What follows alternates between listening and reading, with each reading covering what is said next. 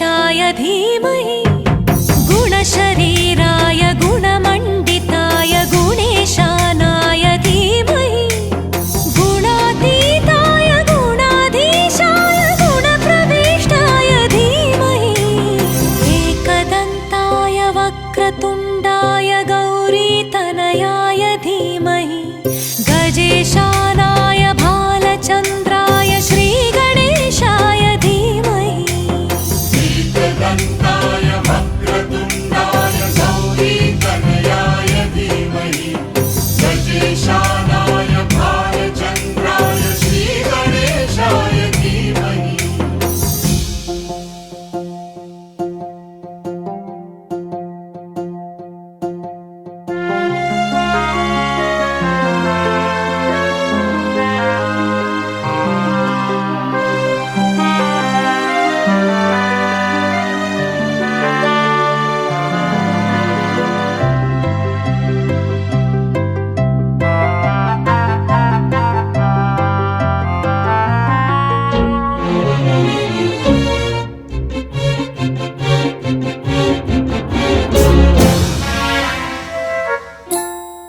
गानचतुराय गानप्राणाय गानान्तरात्मने गानोत्सुकाय गानमत्ताय गानोत्सुकमनसे गुरुपूजिताय गुरुदैवताय गुरुकुलस्थायिने गुरुविक्रमाय गुह्यप्रवराय गुरवे गुणगुरवे गुरुदैत्यगलच्छेत्रे गुरुधर्मसदाराध्याय गुरुपुत्रपरित्रात्रे गुरुपाखण्डखण्डकाय गीतसाराय गीततत्त्वाय गीतगोत्राय धीमहि गूढगुल्फाय गन्धमत्ताय भोजयप्रदाय धीमहि गुणातीताय गुणाधीशाय गुणप्रविष्टाय धीमहि एकदन्ताय वक्रतुण्डाय गौरीतनयाय धीमहि गजेशानाय भालचन्द्राय श्रीगणेशाय धीमहि एकदन्ताय वक्रतुण्डाय गौरीतनयाय धीमहि गजेशानाय भालचन्द्राय श्रीगणेशाय धीमहि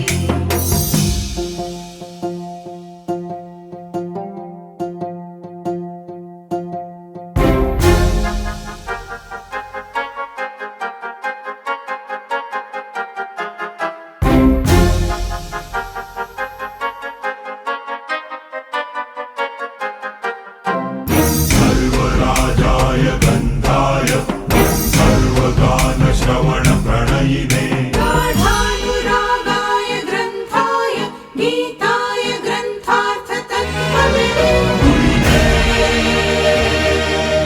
गुणवते गणपतये